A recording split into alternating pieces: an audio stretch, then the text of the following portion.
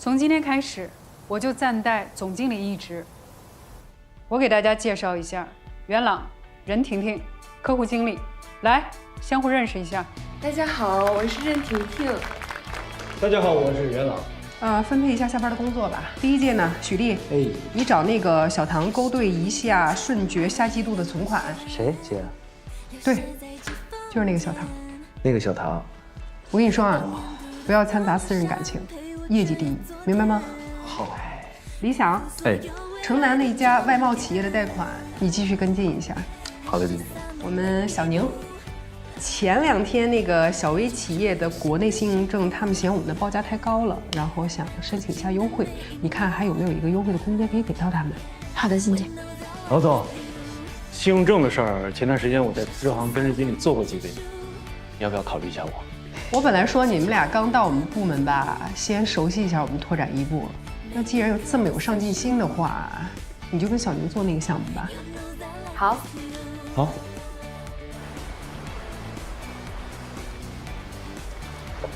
大哥还真可以啊，不还本金，不付利息，也不肯协商，更不怕把这个老赖做到底了呀。要我看您就是抱着侥幸心，觉得我们银行啊不会把你这一点小钱放在眼里，也不会去直接起诉你。但是你也别忘了，我们银行其实也不是冤大头，啊，除了起诉之外，法院还可以强制拍卖来追回我们的损失。我刚才看着咱们这些水产基地做的还挺像模像样的。要真是拿出去拍卖啊，说不定能有一个好的价格。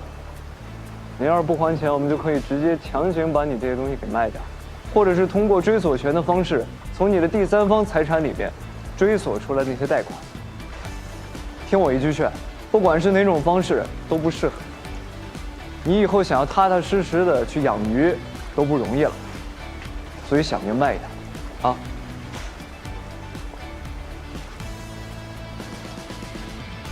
喂，老婆，我刚从老纪朋友的公司出来，他这边的客户经理要带家里的老人去北京看病，找我替2个月。我跟你说，工资开得可大方了。你呢，姚总？头1天上岗还顺利吧？哎，对了，你早上只吃了个包子，这会儿应该饿了吧？我给你送点芝士饼去。行了，我不饿，不吃，不要啊！你别叨叨了，我跟那个小宁在说工作的事儿呢。啊！哎，等会儿，你别点外卖，我给你送饭去。做个葱烧猪排，肉末茄子，再炒个杭白菜。我尽量做清淡一点，保证你营养均衡的同时还不长肥膘。行行，我知道了，随你啊。好甜呀！还甜呀？哎，你猜猜他打电话跟我说什么？说让我们别累着，可能吗？你说再过几个月，我这肚子就显怀了，我就得去生孩子。我在生孩子之前，我不得做出点业绩啊？要不我这个代经理的位置分分钟就失手了。婚育是职场女性最大的障碍，我现在是切身的体会到了，难呢。不用这么焦虑啊，姐。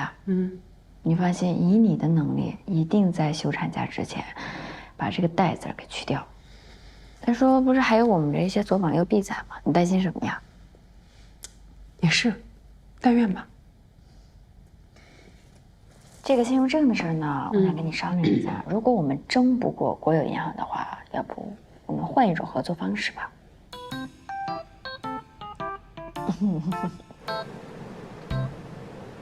哎，邱总，他真的同意下周写偿还利息啊？哎，你是怎么做到的？我们之前啊，每次找他，他都一声不吭，搞得我俩说的口干舌燥，也不顶用。其实我来之前呀，就做了他的调查。这个人是本地人，安土重迁，在村子之外没有任何的固定资产，所以对付这种人，你跟他讲失信人员限制他高消费，不能坐飞机那套根本没用。他最在意的东西才是我们谈判的切入点。季总，您业务能力真强，还懂谈判，还研究心理学。咱们支行啊，有了季总，那几笔烂账是有救了。跟着我忙一上午，也都辛苦。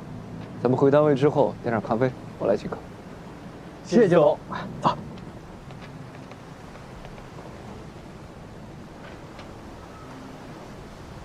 咖啡。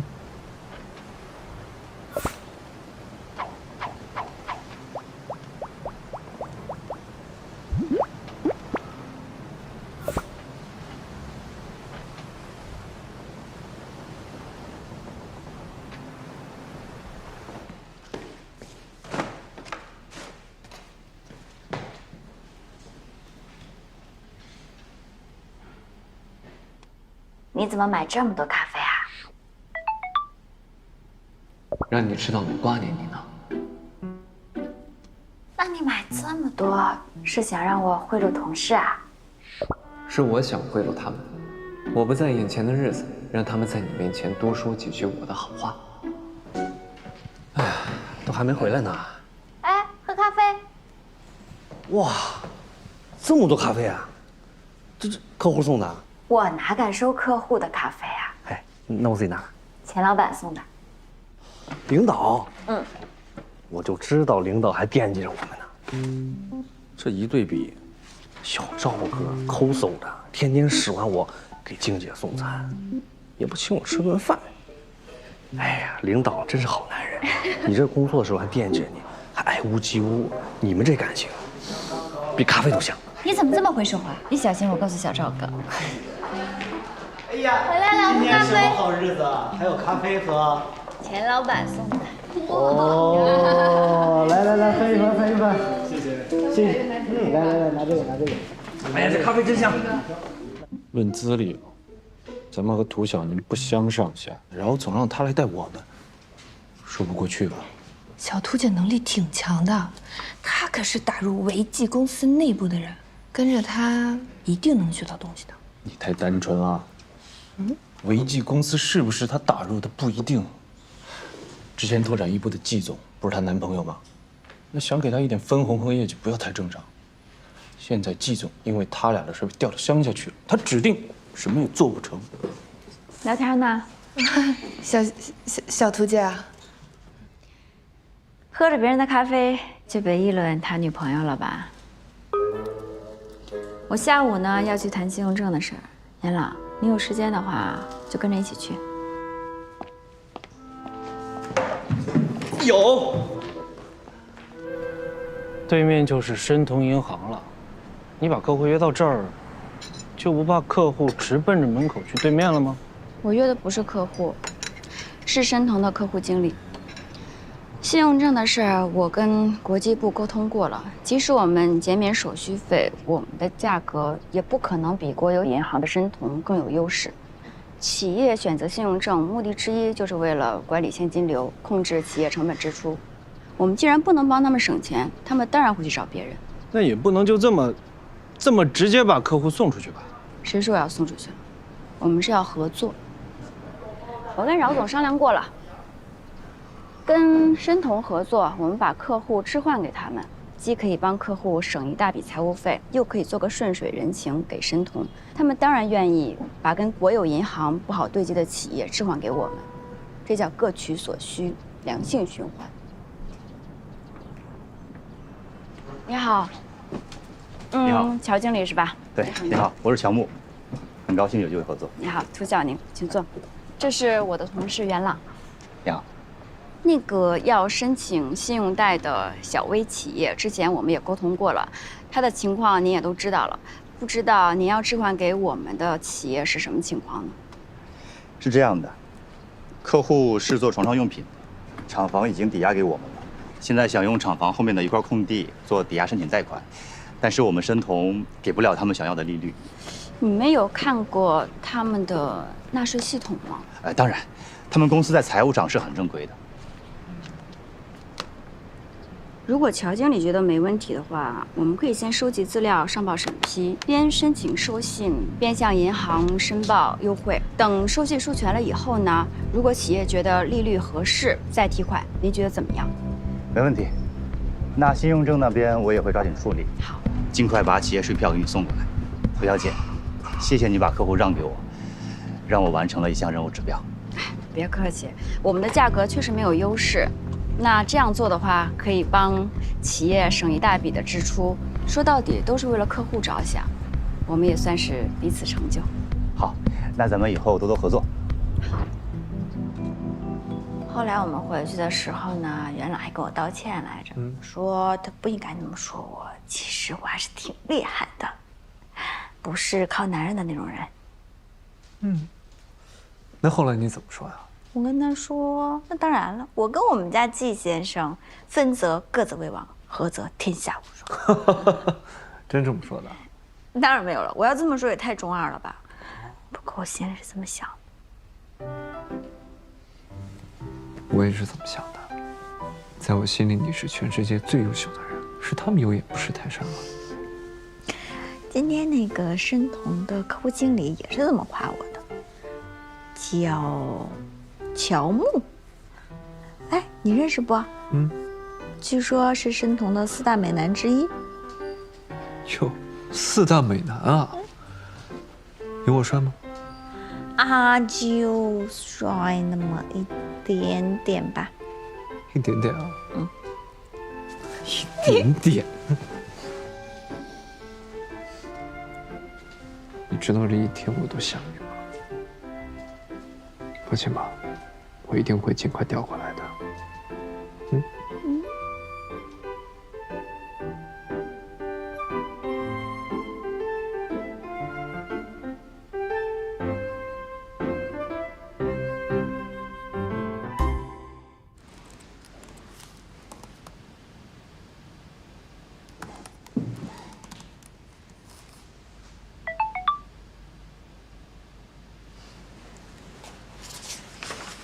小宁，我来送材料，在你们楼下的停车场等你。你等我一下，我这就下来。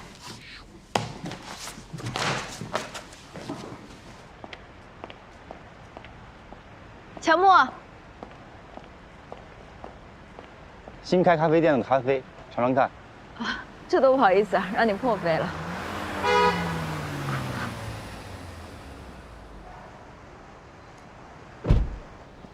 季总，你怎么来这儿了？有些调职手续要补办。这位是，季总你好，申童乔木。哦，品味很相同啊。新开的咖啡店，昨天刚给你买了，味道怎么样？还不错。季总要不要尝尝看？正好开车过来有点困了。谢谢。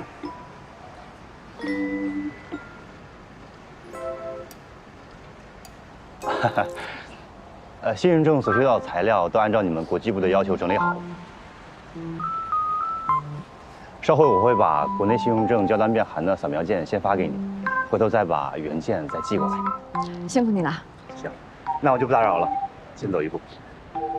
辛苦啊。哎呀，这就是传说中的申童4大美男。老赵去了他们行里都是顶级美男。哎，季总平时上班不是不戴戒指吗？今天怎么戴上了？特意的呀。已婚男士在外工作的自我操守。哦，你刚才这个动作是不是有点太明显了？忽略不计。开的谁的车呀？你的。我的。我的。送你的，我刚拿了一笔奖金。啊，你怎么乱花钱呀？什么叫乱花钱？你现在需要一辆车的，而且这个车的经销商我认识，所以选了这款。行驶证、驾驶证放在了储物箱里，日常需要的湿巾和纸巾也都已经备好了。另外，行车记录仪已经都测试好了，放心开。突然送我这么贵重的礼物，不会是想跟我求婚吧？你为什么突然要送我这么贵重的礼物啊？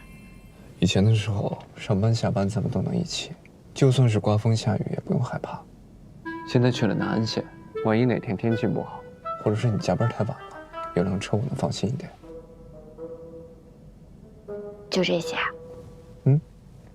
哦，那这也太贵了吧？会不会太高调了？一点不张扬也不高调。再说了，你现在可是戴瑞的客户经理，是部门的大前辈了，这车一点都不高调，正合适。挺好的。什么挺好的？我觉得季经理的运气也挺好的呀，刚过来就遇见乔木了。你当着他的面送我这么大的礼物，那估计过几天季经理是一个宠妻狂魔的称号就传开了。那看来这次是个有效送礼。当然，我喜欢。谢谢你啊。你喜欢最重要。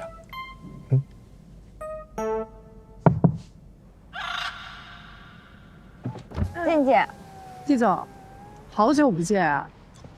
好久不见。不是大中午你在我们楼下干嘛呢？找小杜谈心啊？没事儿，别害羞，你俩好好谈啊。我先上去。我马上上去，姐。走了。上班时间出来约会，被上司抓包，这也太尴尬了吧？这我可帮不了你，得独自面对。你把车给我停地库去，钥匙给林唯一。好的，涂总。走了。去吧。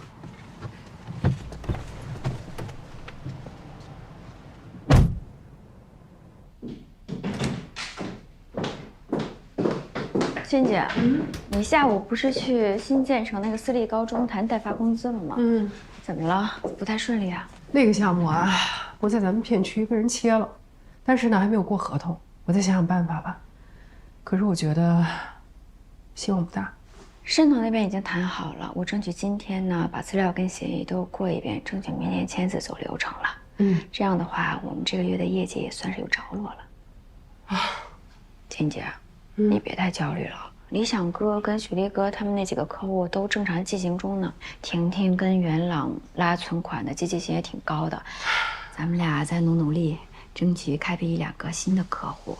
在你生孩子之前，肯定能做出一个非常好的成绩，让领导看看。这样的话，他们就会更信任你。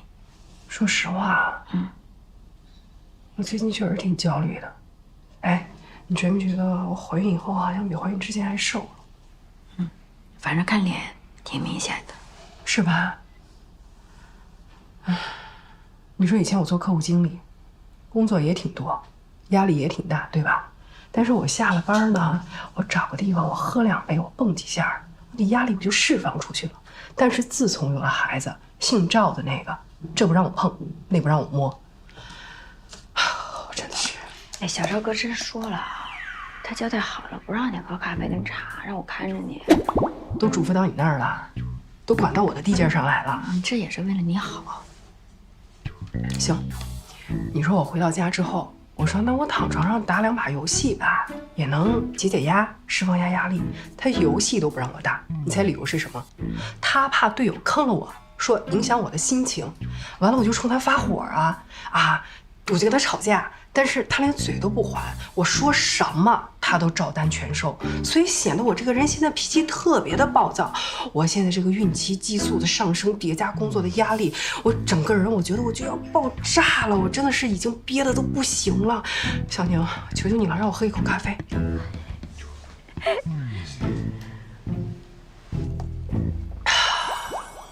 你跟季总现在是最好的阶段，你们现在还在热恋期，我们这一步真的是跨的有点大，适应起来有点难。小赵哥呢，他突然就成了人夫，然后呢又突然成了准爸爸，小心翼翼的生活，生怕你不高兴，其实也没什么错，是吧？是。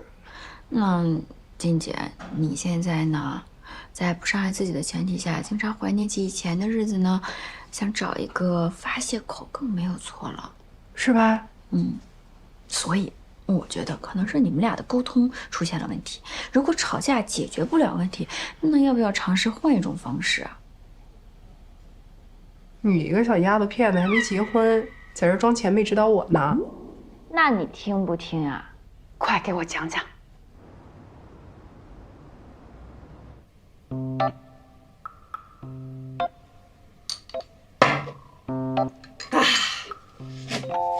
吃完了，看来今天的菜很合胃口啊。特别合胃口，感觉吃完之后明天肯定能胖3斤。没事儿，等你生完我陪你做产后运动，我给你拿叶酸。哎，不用拿了，拿，按时按点，足量补充。你突然这么自觉，我怎么还有点不习惯呢？我哪是突然自觉？你说我都这么大的人了，我也知道自己是一个孕妇，那我能不好好照顾自己吗？那之前跟你抬杠，还不是因为你老管着我？但是吵归吵，是不是最后每次都听你的了？那说明我说的还是有点道理的嘛。那岂止是有一点道理，那是相当有道理。我再跟你说一下，今天鱼虾、芦笋都吃了吧？下午4点钟的时候，我把那个燕窝又给吃了。下班之前呢，我把你给我准备的干果也吃完了。你说我的老公为我尽心尽力，操碎了心，我能不配合吗？是不是啊？现在呢，满意吗？满意极了，给你盖个小红花啊！但是如果你今天要是能答应我一件事儿呢，我保证以后更不跟你抬杠了。好，说来听听。你看啊，今天这个时间尚早，夜色正好，我们是不是应该出去 happy 一下？去哪儿啊？去一个老地方，找找我们的回忆。哎，老婆，你走慢点。说什么？我听不见。别这么大声喊。不是大声怎么了？这大声说话还能把孩子说没了？呸！快，呸！打木头，1、2、3。迷信。经理，点单。我想点什么？服务员，哎，你好，先生，有什么可以帮您吗？咱这个音乐能不能换成钢琴曲啊？这动次打次的，我这心脏受不了。不好意思啊，先生，咱们这儿的客人都是来蹦迪的，要是调成钢琴曲的话，就蹦不起来了呀。对，不用听他的，点单。好的。我想说下来，我跟你讲，就这个节奏，这个律动，我们孩子生下来就是一个节奏大师。可拉倒吧。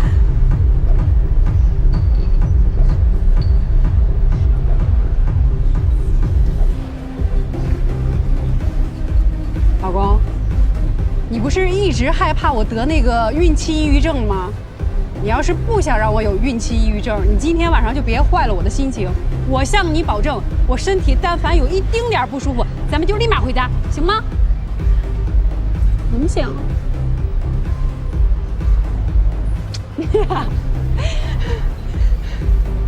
哎，你慢点晃。啊，我慢点晃，我慢点晃。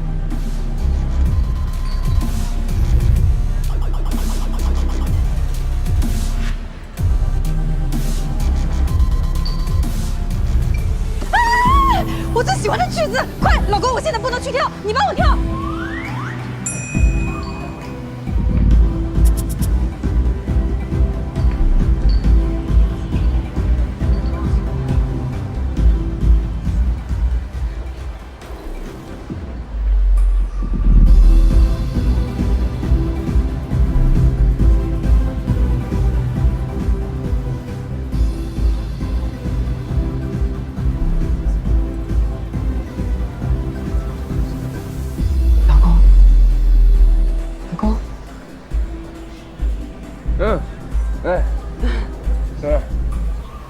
睡着了？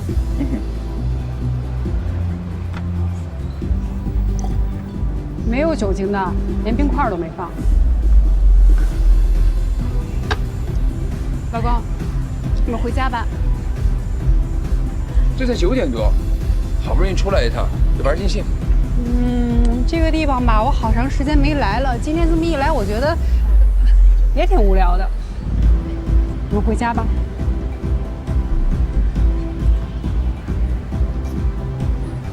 好。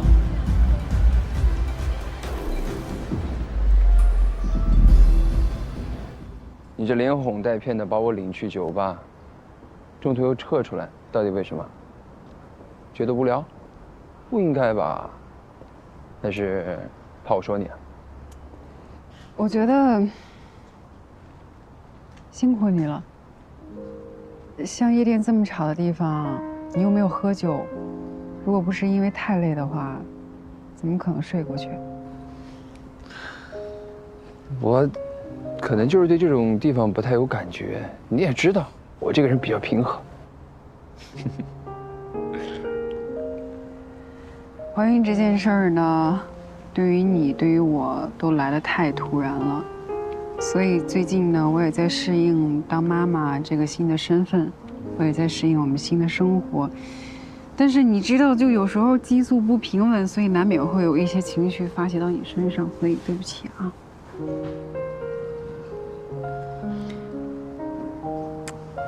不过你确实也挺不容易的。我爸妈走得早，你就让你爸妈照顾我，完了呢，你一天还要照顾我跟孩子，1日3餐营养餐，顿顿不落，还把所有的家务活都揽到了自己的身上，就连加班呢，也要等我睡着以后才能工作。所以我今天特别想跟你讲，辛苦你了。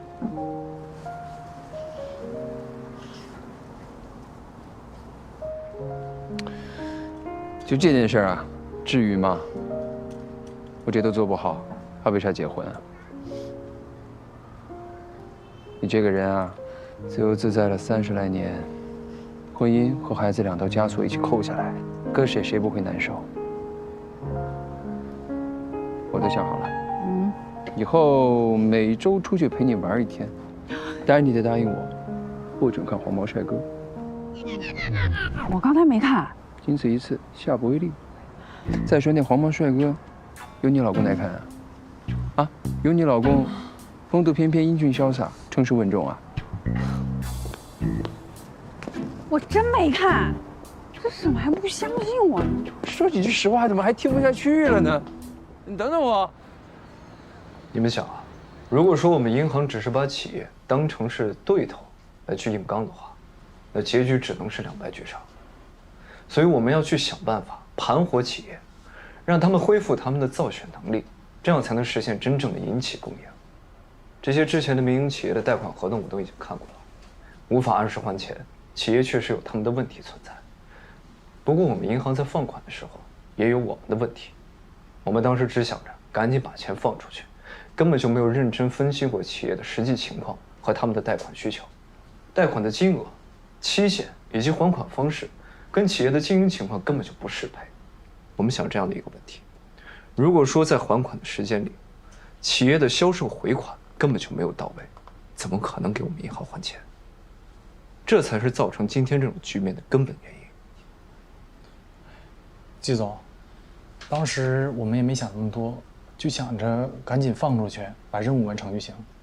我这个人不喜欢翻旧账，但如果说旧的问题迟迟都没法解决，咱们南安县支行就永远不可能开拓出来新的客户，也不可能完成总行给我们的 KPI。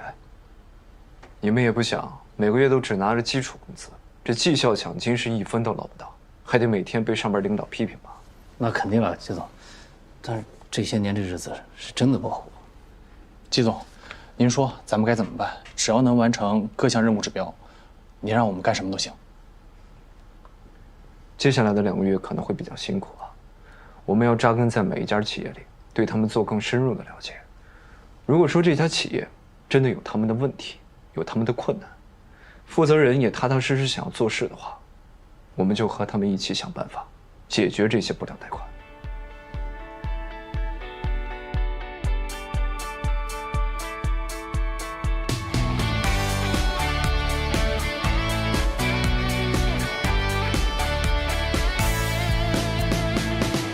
我始终能看见微亮光线流泻在指缝间，当沿途的风向陪我穿越昨天，奔赴所有未来的终点。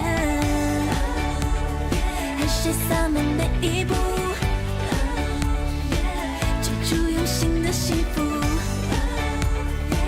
途经的每一幕。We know that life is new， 相信所有未知数，升起渴望的满足，每一刻都算数。You know that life is new。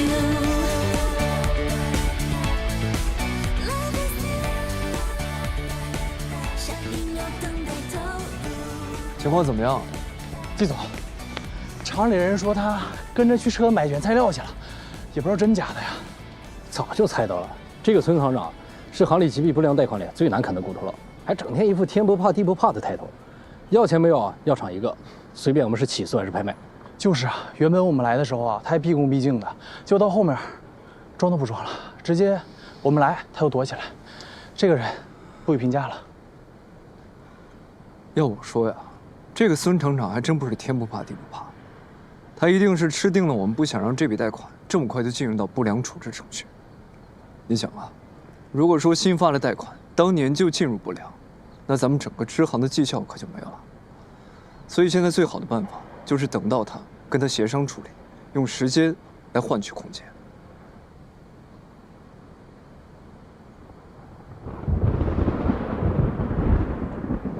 季总，我看这天也要下雨了，反正咱还有点时间，要不咱回去，明天再来也行啊。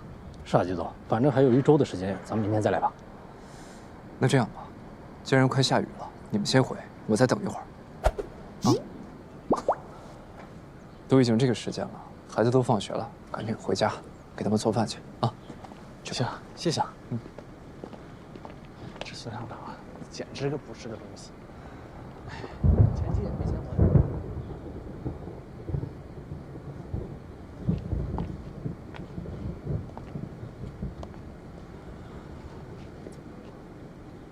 喂，小娘，我这边还没忙完，估计今天晚上回不去了。我看这天气也不好，马上要下雨了，你今天就去爸妈家吧，啊，不然我不放心你。好吧，那你自己当心。嗯，过夜礼包在身边吧？当然，在车里呢，放心吧，啊。那你注意安全。嗯，拜拜。拜拜。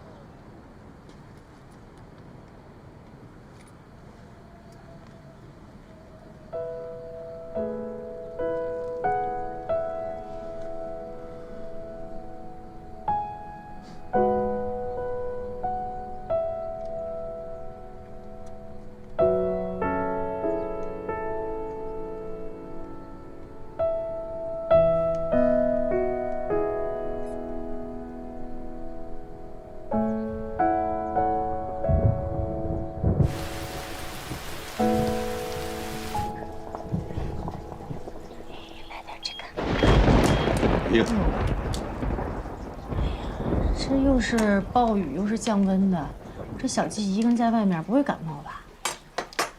男人嘛，吹点风，强壮体格，淋点雨，啊，锻炼心智。小季稳重又有担当，不用担心，他肯定会照顾好自己的。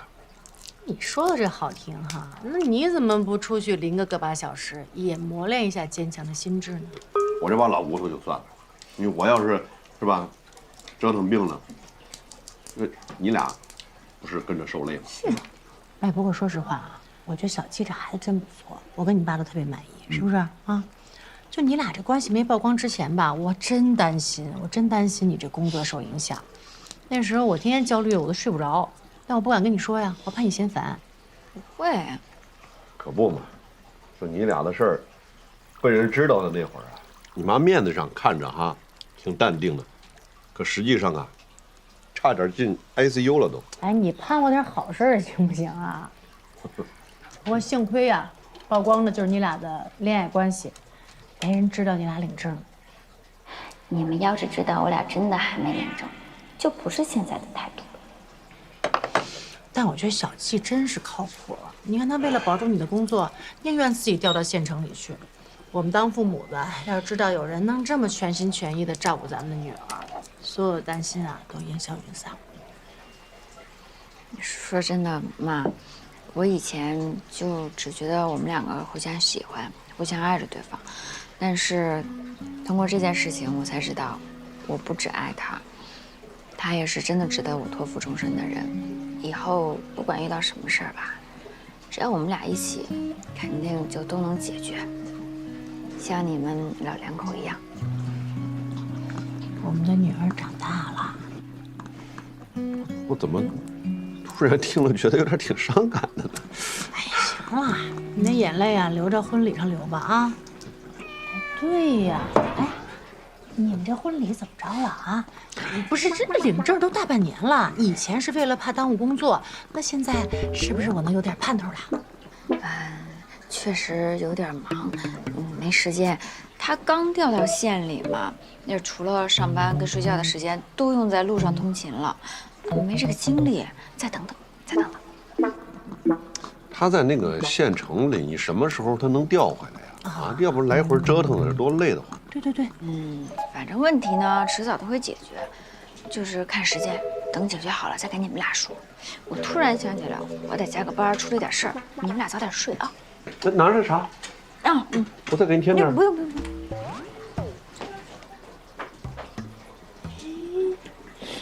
哎呀，一说这个就跑。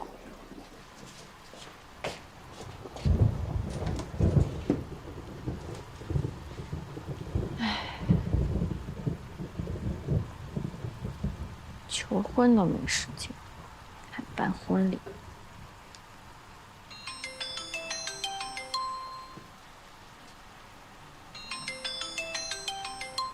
这么晚了，怎么还没睡啊？没有呀，这么美好的夜晚，当然要用来加班啦。胡经理看起来挺忙。你不也一样吗？主要是因为静姐她怀孕3个多月，现在孕反的厉害，正好呢又赶上她转总经理的关键期，至少需要2个大项目来做背书的。那小兔我肯定要帮忙，多找一点客户了。那正好，我呢也得赶一个报告。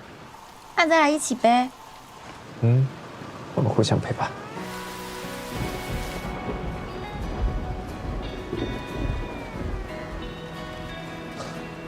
别光偷看我，认真一点啊！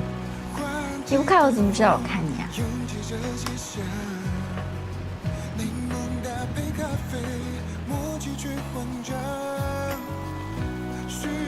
从前温暖的时光，思绪翻涌成浪，真心在跌宕。大雨漫途的冰和灰，一出现被勾勒，你的眼眸像天空，蔚蓝清澈，时间铭刻，手心的温热，平行的风筝像转了弯，交集璀璨光泽。美好的轮廓，为你将所有快乐定格，淬炼成隽永的歌。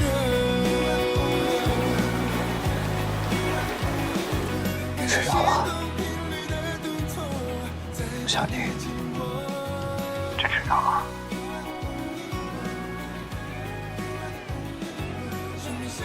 好好睡吧，啊。晚安。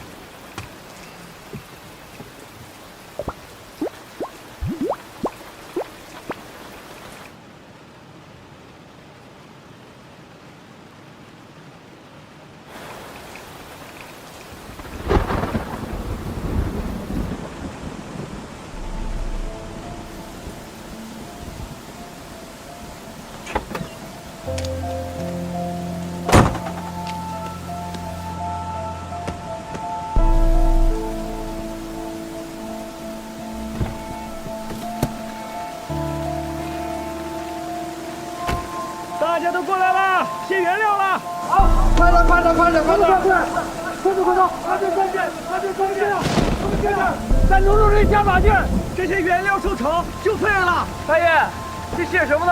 都是食品加工原料啊。大爷，您是孙厂长吗？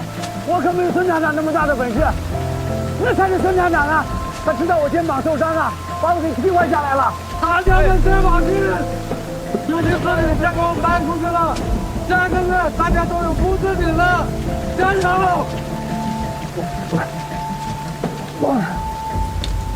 来。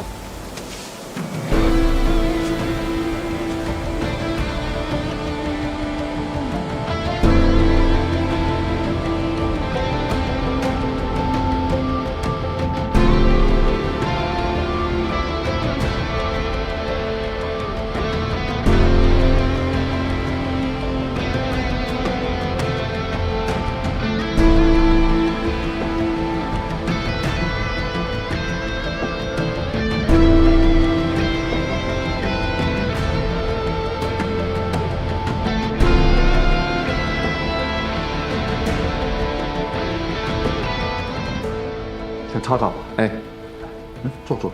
好。厂里没衣服了，就先这个工服凑合着穿吧。啊，行，谢谢啊。没事。孙厂长，我呢也给您自我介绍一下，我是咱们戴瑞银行南安县支行新过来的经理，我叫季玉恒，您可以叫我小季。我今天过来啊，还是想了解一下咱们银行贷款还款的一些情况。只要这个厂还在我手里，我就一定会干下去。如果你们银行要收手，那我就只能回家养老了。但要还款，我现在没钱。孙厂长，您先别着急，您的想法还有您之前的一些意思，我的同事之前都已经传达给我了。咱们今天是第一次见，您的为人处事确实跟我预想的不大一样。刚才我跟厂里的那些老员工啊，也都了解了一下情况，他们可都支持您，说您是被我们银行给骗了，所以才欠了这么多钱。我呢，就是想具体了解一下当时的情况到底是什么样子。其实吧，这个也不能怪银行，主要还是怪我自己。当年我一心想把工厂做大，带着大家一起发家致富。当时有好多家银行找上门来，要给我贷款。我心想这是好事情啊，所以也就都应下了。新建厂房，增加生产线，谁知道产量倒是上去了，销量却没上去，一大批货呀，全压在手里卖不出去，现金流也断了，银行贷款也没法还，更没有钱去拓展渠道，打开销路。我倒是有一个办法，不知道您愿不愿意试一下。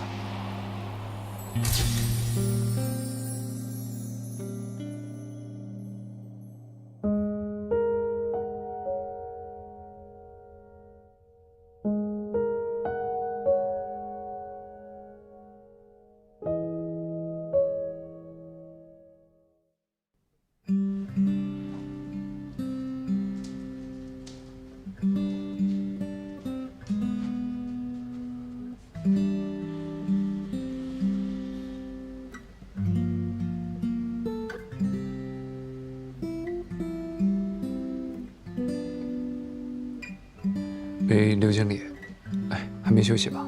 啊，季总还没睡呢，要不要出来喝一杯？谢谢啊，不用了，今天太晚了。有个事儿我还是想问问你，我找你订的那辆车，这周可以停了吗？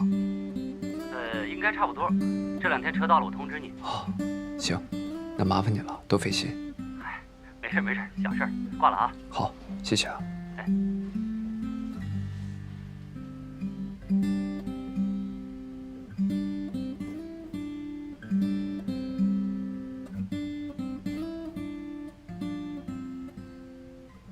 小宁，我不在身边的时候，暂时让他帮你遮风挡雨，随时带你去想去的地方吧。一大批货压在手里卖不出去，现金流也断了，银行贷款也没法还，更没有钱去拓展渠道，打开销路。您说的这个情况，我大概了解了。这对咱们厂来说，确实是一个很大的痛苦。孙厂长，您要是还算相信我方不方便看一下咱们的财务报表啊？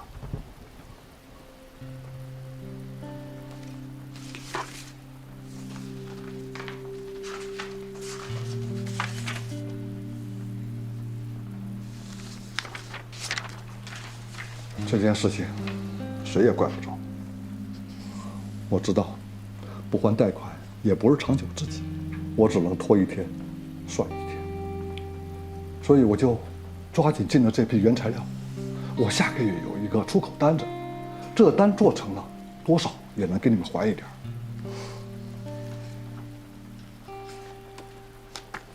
这要我说呀，他们每次来找您的时候，您真不至于都躲着不见。这有什么用啊？你们不外乎就是催我早点还款、还利息。有这时间，我还不如出去跑跑单子，谈成了，也能给你们多还上一些，也能给我自己的工人多发一天工资。您说的，我觉得都对，但是有一点，您说错了。我们银行不是只会催你们还款，我们也想帮您去解决问题，度过这个难关。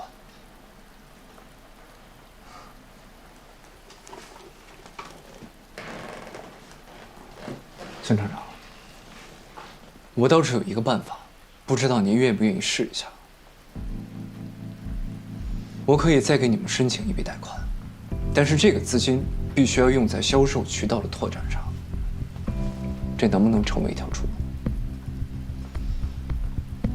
虽然咱们今天是第一次见，但我愿意相信你。在这种困境之下，还能把财务报表做得这么规规矩矩的人，其实不多见了。而且刚刚我也看到了，下这么大雨，您亲自带着这么多工人去救那些原材料，我相信您一定是对这个厂真正上心的。我也想拉你一把。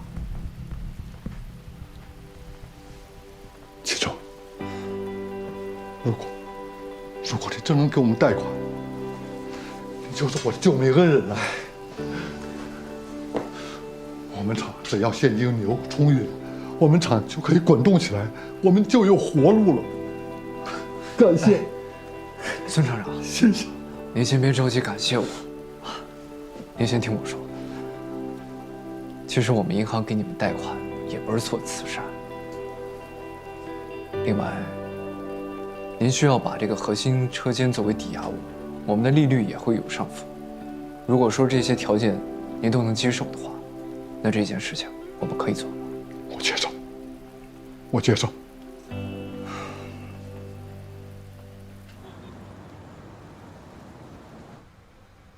您现在看到的就是我在南安县处理的所有不良贷款记录，其中这食品加工厂已经全额还清了他们的第一笔贷款，剩下的3家企业也在陆续还款中。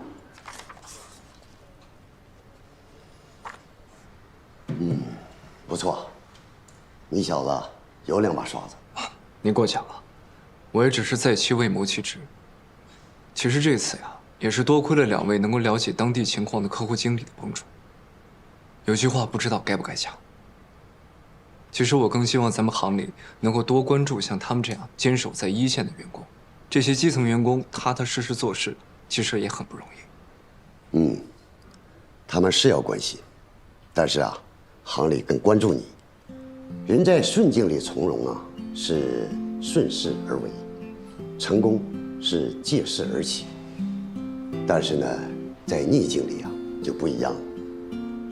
南安县呢，不良贷款多，业务不好展开。这段日子你没有怨言，踏踏实实的做事情，而且啊，还把这个任何人都处理不了的陈年烂账都解决了。毫不夸张地说，做出的成绩啊，比起你在拓展一部时有过之无不及。谢谢领导。你在分行的时候啊，你们行长一直夸你，那会儿啊，我还觉得他夸张。现在想想啊，他很有眼光。希望以后你到了更高的位置，还能够记住你刚才说的话，在其位，谋其职。一定不会辜负总行领导对我的信任。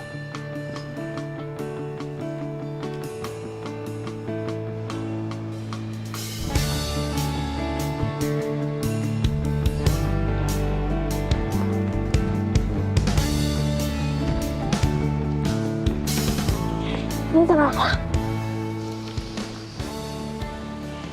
有个好消息，想要第一时间就告诉你，我调回新城了。真的？我也没想到会这么快。这小半年你来回奔波，辛苦你了。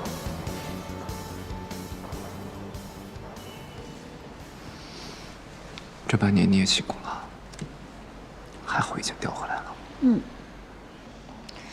那你调回来了以后，被调到哪个支行啦？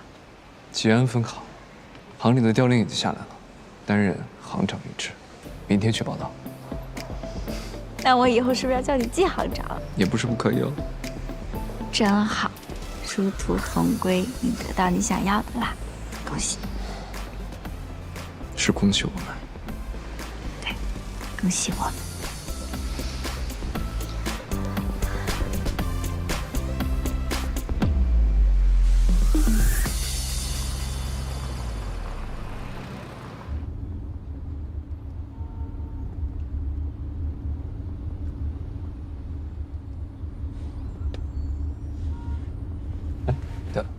没有打算要休个年假呀？是要休的呀。怎么，你打算最近休年假？我是想着，要是休年假的话，咱们可以一起；如果你要是休的话，咱们可以一块儿去度个假。最近可能不太行。静姐要休产假，生孩子之前她肯定要做出一点成绩来。她现在压力挺大的，我在这个时候抛弃她，是不是有点不太合适呀？说的有道理啊。其实这事儿呢，就怪你把拓展衣服的标准定得太高了。我记得你几个月前就说要休年假，是有什么安排吗？没什么安排。你去了吉安分行，是不是事情变多了？现在也抽不出时间来啊。总之，你要是有这个计划的话，可以跟我说一声，咱们可以把时间对一对啊。我紧着你的时间来。好呀。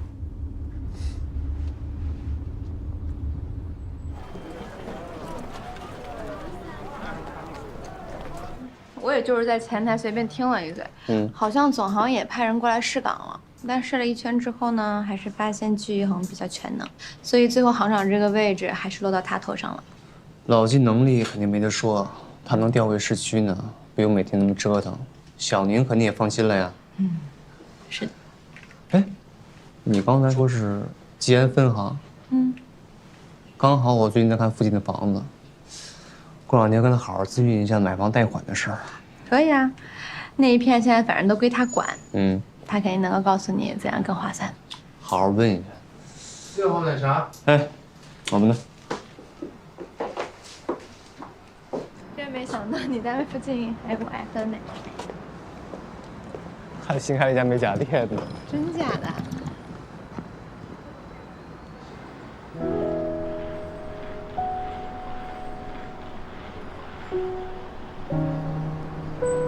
爸妈，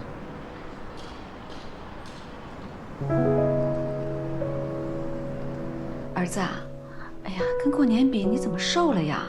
是不是工作太辛苦了？啊，对了，你爸退休已经办下来了，我们琢磨着呀，在这附近租个房子，好好陪陪你。我们也顺便在新城好好逛逛玩玩。哎，你说这附近有什么好玩的？这么多呀！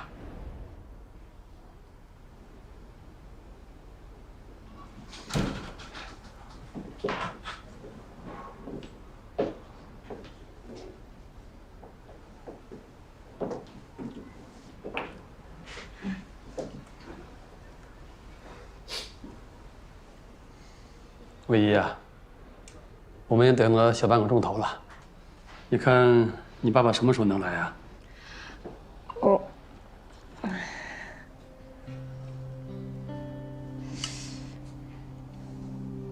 不好意思啊，叔叔，我爸他安排特别满，这会儿还在开会，今天恐怕是来不了了。没事，是我们来的太临时了。不是这样的，叔叔，你和阿姨能来，我和齐豫特别高兴。我爸他也特别不好意思，他在旗下的酒店给你们安排了家庭套房，这2天在新城你们都可以住那儿，特别方便。不必了，我们自己啊订了地方。是。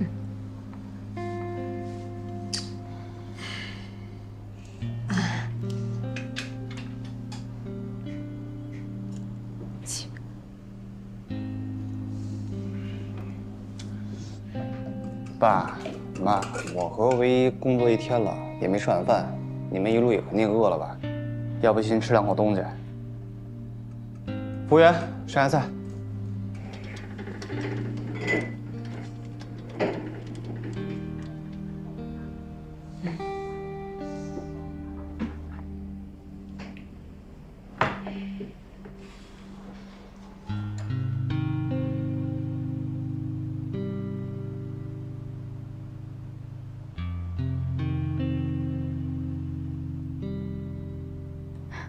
其实不用点那么多，我们普通人家平时吃个家常菜什么就行了。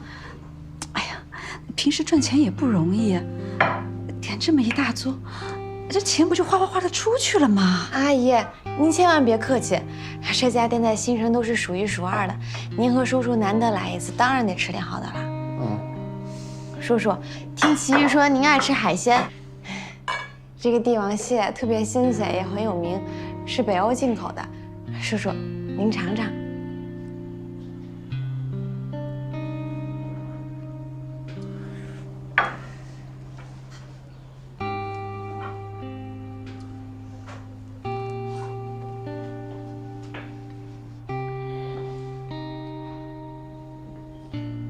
爸，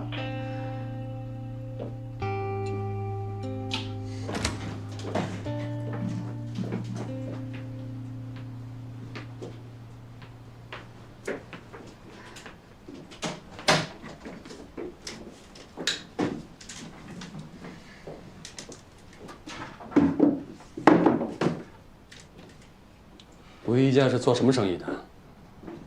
好像是那个地产和投资，怎么了爸？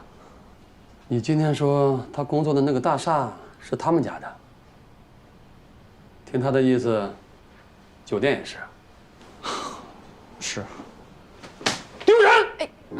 哎呀，你把我老七的脸都丢尽了，知不知道？你好好说啊！不，我不揍他就是好的了。我问你啊，我们家和唯一家般配吗？啊，合适吗？你知不知道你们这叫什么？这叫入赘。说难听一点，叫吃绝户。你瞎说八道什么呢？我瞎说八道。哪天你儿子真娶了她，把心思往人家一搬，上他家一住，你身边那些亲戚朋友比我说的要难听多了的，还我胡说八道。爸，我和林薇在一起就是因为互相喜欢，我们是正经恋爱，别人愿意怎么说怎么说呗。正经恋爱，人家爸爸吃饭都不露面，你还正经恋爱？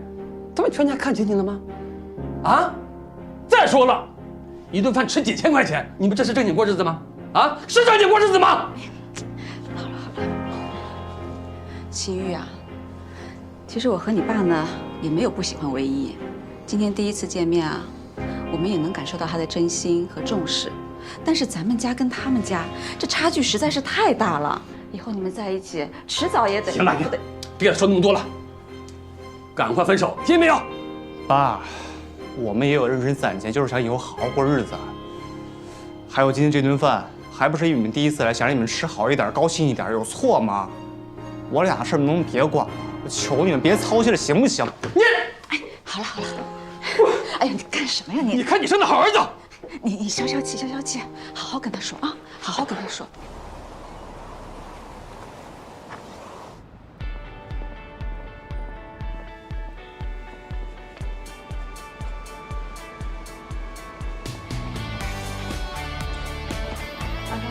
到，方长早，哎，到。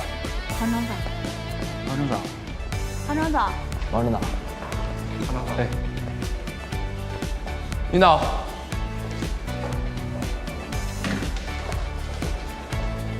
走。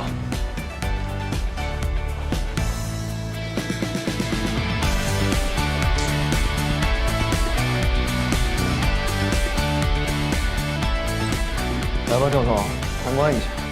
哇，比之前的办公室大了一圈儿，到底是分行行长啊！呀，身份是不一样的。哈哈，来，是坐上了这个位置，但是要想坐稳，还得看之后的成果。哎，你这话说的，你都把我挖过来了。咱们兄弟俩在一块儿并肩作战，一定所向披靡。这位置啊，既然你已经坐上了，我就给你扶住椅子，让你坐得稳稳当当的。你能来，我很放心。不过吉安分行的情况你应该也很清楚，营销板块依旧是之后工作的重中之重。我们得和全城老牌银行去竞争客户，包括戴瑞的其他分行。所以未来这1个月，我希望在挖掘小体量客户的同时，我们能够谈到1到2组5000万体量以上的大客户，那时候才是真正站稳脚跟。没问题。我昨晚彻夜研究了一下，我发现有家客户。静姐，我刚听说你吐了。没事儿，哎呦我的天，这一天给我折磨的够呛了。你怎么样？项目顺利吗？我跟你说正事儿呢呀。我最近接触了一个百年老字号的民营企业，现在总裁的接力棒传到了刚从国外回来的孙子辈手上。是你之前说的那个小副总吗？对，就是这个小副总。现在呢，公司在他手上，他想做大做强，就非常需要一笔不小的资金。如果我们能跟他达成合作协议的话，静姐，你这个经理的位置就坐稳了。哪家公司啊？优品茶叶。这个体量的公司，咱们同行估计没有不想要的吧？我感觉整个新城银行的同行们都在摩拳擦掌啊。其他银行肯定也不想错过这么优质的客户，咱们得先下手为强啊。在客户接触阶段，没有拿下来客户之前，在外面该说什么不该说什么，我相信你心里应该很清楚。这是一场竞争激烈的信息战，所以我们的行动还有我们的方案一定要精准保密，越是核心的材料，不要一炮泄露。谁都不行，谁都不行。这吉安分行不仅是你的立身之战，也是我的。别说外面了，就算回了家，我也保证一个字不会透露的。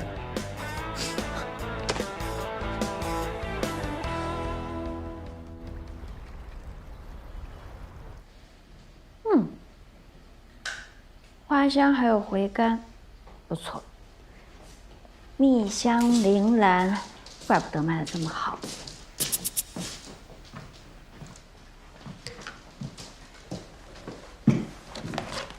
你干嘛？里面藏着什么东西啊？你给别的女生写的情书？当然不是，除了你的情书，我不会收别人。季先生，咱们俩刚刚不在同一个部门，你就这么提防我呀？以前可不这样，你这样我会伤心的。说吧，业绩还差多少？要是缺客户的话，我那儿有多的可以分给你。那我要最大的。你跟饶静现在胃口不小啊，要都要了，还不要最大的？喝点什么呀？美容养颜，女人的事儿男人少管。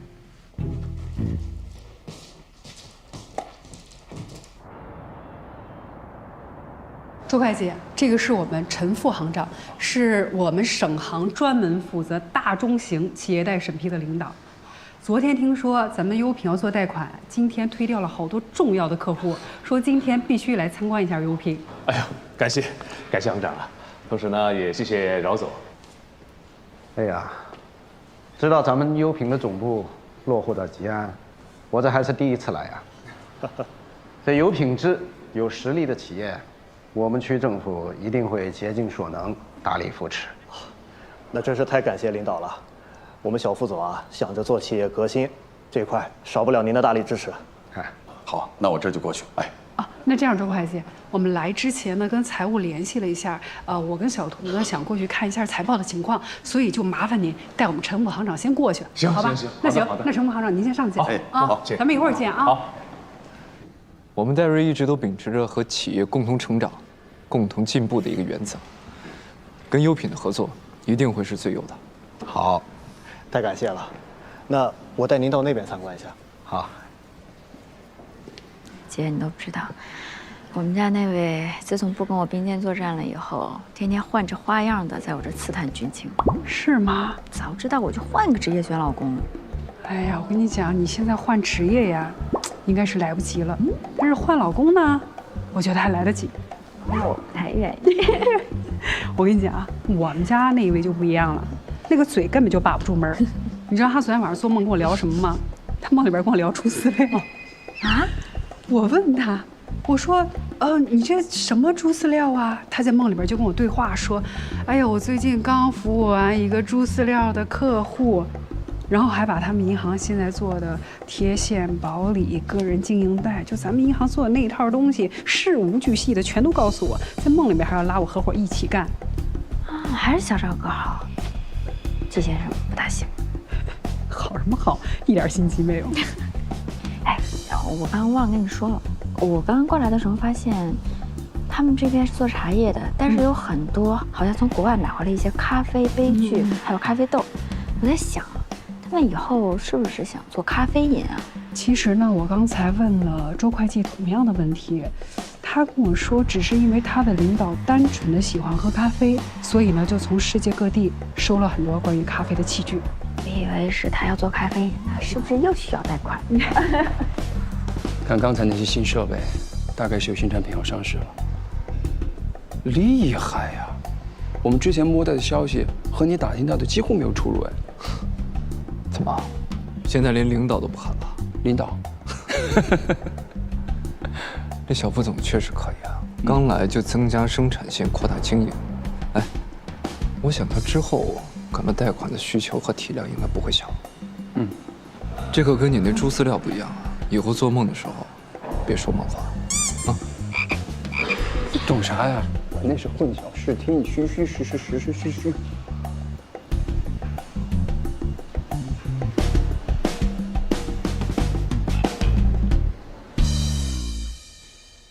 你们海归是不是都离经叛道的呀？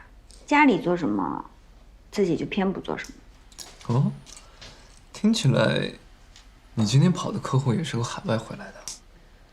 我跟你聊人生，你跟我聊客户，真的是。也是，什么意思啊？你今天的客户是个海归呀？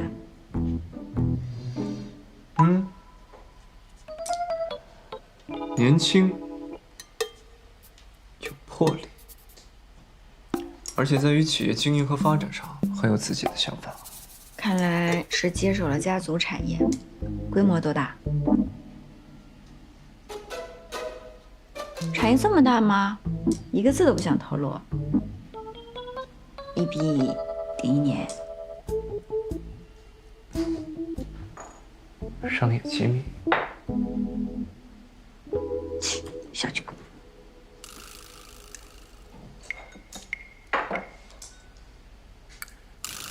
哎呀，那个小副总爱好挺广啊，一个茶二代，竟然这么喜欢喝咖啡。哎，姐，你注意没有？他办公室那个架子上面有好多各种品牌的快消品介绍。我看到了，我看到那桌子上还放了2本快消咖啡发家传记呢。那你说小副总接下来他的发展方向是不是像咖啡一样的快消茶饮？如果他们的企业要往这个方向发展的话，那他们应该给咱们的银行的贷款企划书里写的更清楚一些，但是并没有。而且昨天咱们去的时候，周会计也没提这事儿。好像是他们家有些内部矛盾，有可能因为这些内部矛盾不方便。我说，如果是按照咱们俩设想的这样，那他们贷款的数目应该不止这些，要更高。来，你也看看。我让小周查了一下，他们最新的生产线上的机器啊，是快捷茶饮品牌。看来他们要做的是快消饮品啊。那就对上了。我昨儿给他们副总打了个电话，他们打算做一些门店，我估计也是想做成奶茶店那样，就是针对年轻人的那种连锁快消茶品牌。那你预估一下，他们大概贷款的体量会是多少？5000万。看他们的投资计划书还有评估报告，1个亿左右。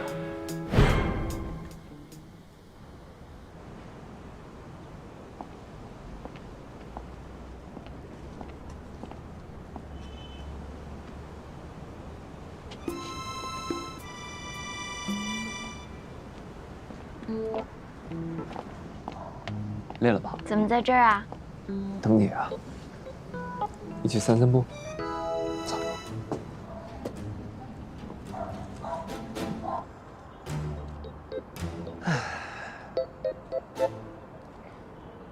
怎么样？工作一天累不累啊？还行吧。我看季行长有点疲惫的样子，怎么了？跟客户谈得不太顺利？根据客户期待的融资成本，我们做了很多套方案，但利率一直都下不来。你们分行现在利率最低能到多少？我们啊，季行长，你现在越来越过分了，又是路灯下等人，又是叹气卖惨的，还跟我这儿玩美男计，你这是以私谋公。那你说，你中不中招？反正这个客户也谈得差不多了，跟你说了也没关系。5年利率4.8%。5年利率4.8%。抵押物是厂房，还有法人的一套不动产。那最后放款多少？1个亿。不，7、8千万吧。7、8千万啊？7、8千万？那怎么听起来像是一个亿万体量的大客户啊？我刚才说顺嘴了。厂房是抵押物，还要加一套不动产，客户能接受啊？利率这么低，你们自己能接受？不说话。反正在你嘴里也掏不出来实话。我先回去了啊，加班去了。哎，这就走了？美男计不使了？工作忙成这样，还互相防着，我看他是不想跟我求婚。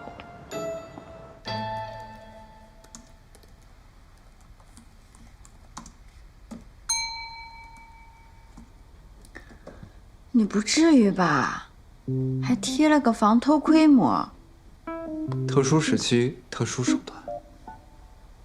这么防着？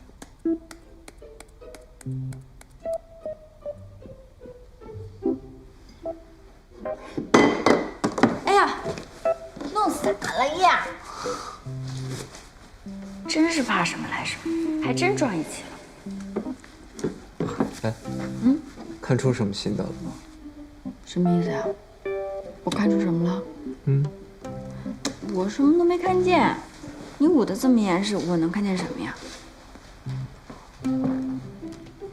我也可以很不掩饰。走。你干嘛？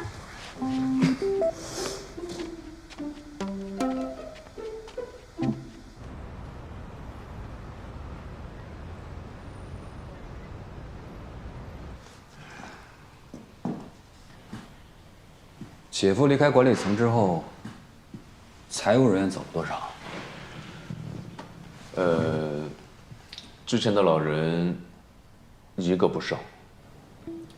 副总，你要做快消品这个思路呢，确实是不错，但是需要充裕的资金支持。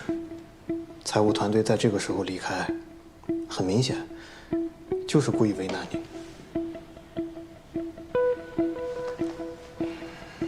贷款的事谈得怎么样？这几天呢，我们收到很多银行的方案，一些重要的领导你也都亲自接触过。综合看下来，我和周会计觉得有2家银行还不错啊。是的，一个呢，他们提出了信用证的思路，性价比更高；另外一个呢，是贷款的周期更长，而且呢，还款的节奏对于我们来说更加的有利。哎。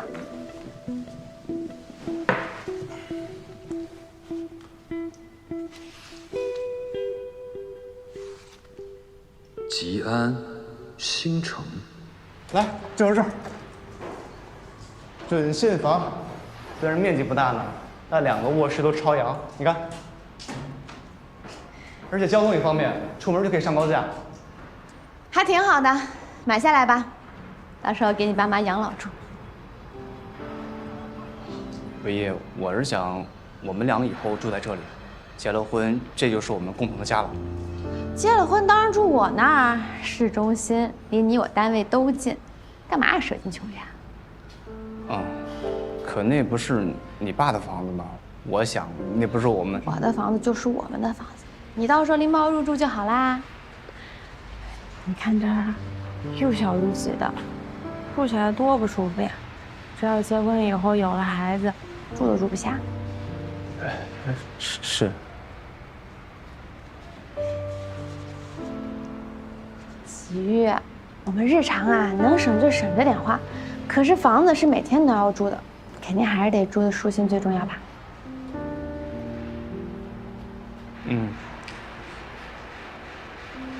魏姨，要不然这样的，等房子买了以后，咱们先搬过来试试看。如果到时候住的实在不行，你不适应的话，咱们可以。我肯定不适应。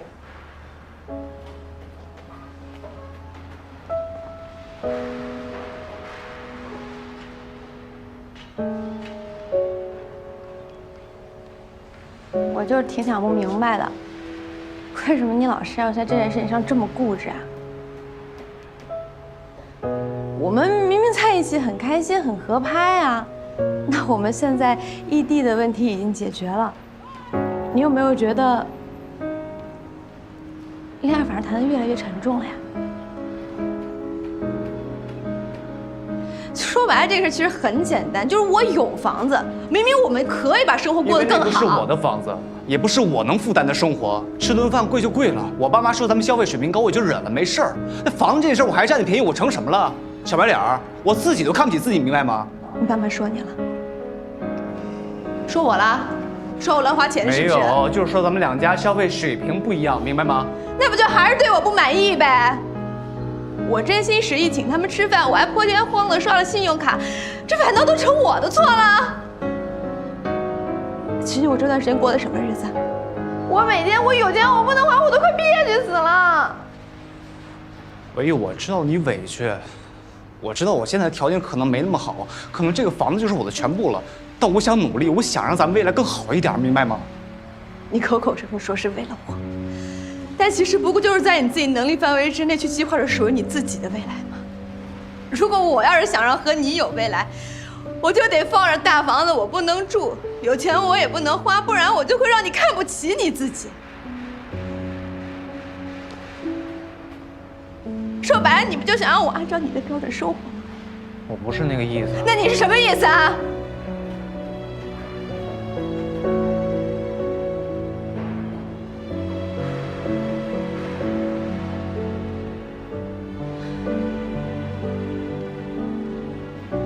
其实我觉得你太自私了点儿。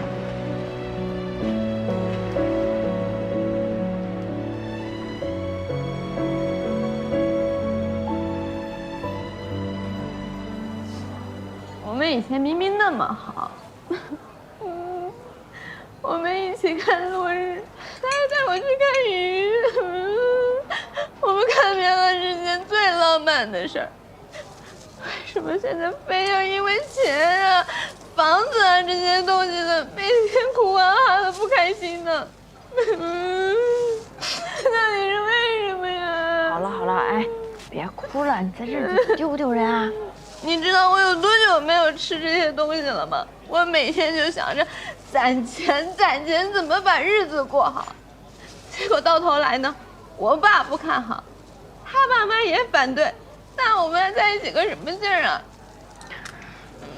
你要难受吧，你哭也行，哭完了会不会心情好点儿？要不我给齐豫打个电话？不要，我现在不想看到他。我一想到他今天又跟我谈这些，我就烦。你知道他今天跟我说什么吗？他说如果住在我的房子里边，他就会心里很不舒服，看不起他自己。可是我呢，我就要去为了他的自尊，去降低我的生活水平。他根本就也没有为我考虑过，你说是不是啊？我说实话啊，他如果真的没有为你考虑，他不会回来。他买房子不也是为了想娶你吗？其实我觉得他也没有错，只不过……那我有错了？你也没有错，你没错。我就是觉得，根本就不是我想要的生活。你想想，我根本就什么都不缺。我有大房子住，我也有花不完的钱，我为什么非要为了他我自力更生，我还苦哈哈的攒钱？我怎么着我都想不通这事儿。服务员，给我再上2瓶好酒，我要最贵的。哎，好了好了，你别自己喝了，我陪你喝。我现在就觉得，我为了他，我那么苛待我自己，我简直就是一个大傻子。从今往后，我一定要做回真正的我自己。你高兴就好。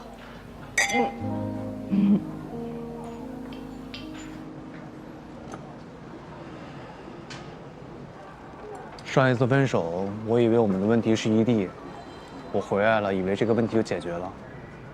可是这一次，我发现啊，维持长远的爱情，光靠浪漫是不行的，你得考虑现实，是吧？你得有一个稳重体面的工作呀，你得有房，你得有车，有稳定基础。尤其是那个结婚。我本来挺高兴的，也不知道为什么现在就这么焦虑，头疼。焦虑你懂吧？就是想把这些条件啊早点落实好，以后能踏踏实实过日子。可是唯一他不需要，他条件优秀，家里条件好，他不需要考虑一些现实问题，那些有的没的，什么省吃俭用啊，攒钱。都是为了配合我的节奏。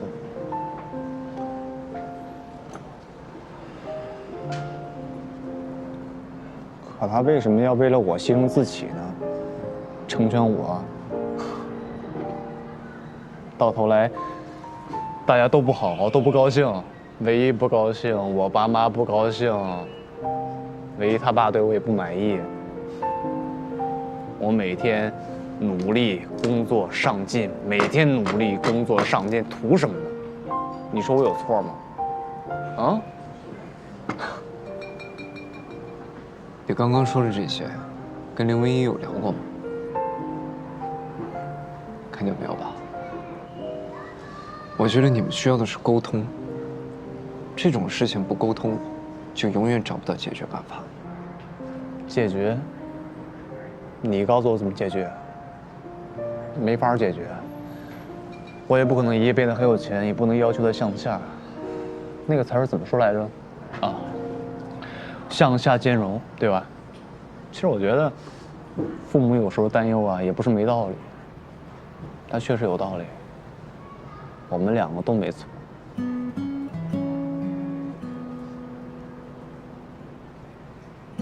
我们就是。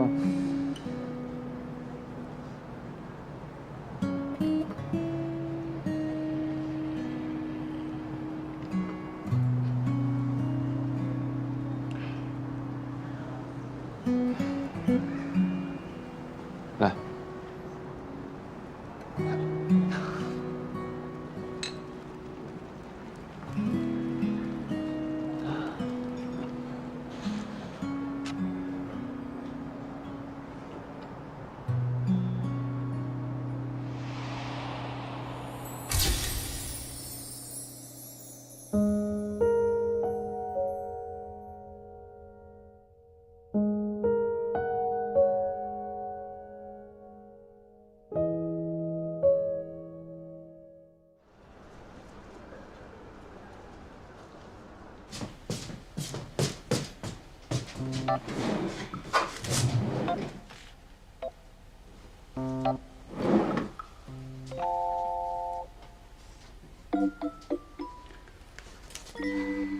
事情都过去这么久，他怎么一点动静都没有？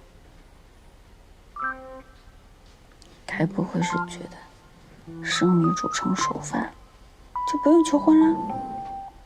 开饭了。哦。找什么呢？笔记本，经常翻一翻，对自己有帮助。嗯，还得是小图，温故而知新嘛。嗯，很多事情时间长了，有经验了，也可以用小聪明糊弄过去。但是，这该走的程序跟必要的节点，是一个都不能少的。你说对吧，季行长？那是当然。怎么突然说这些啊？吃饭吧。吃饭吧。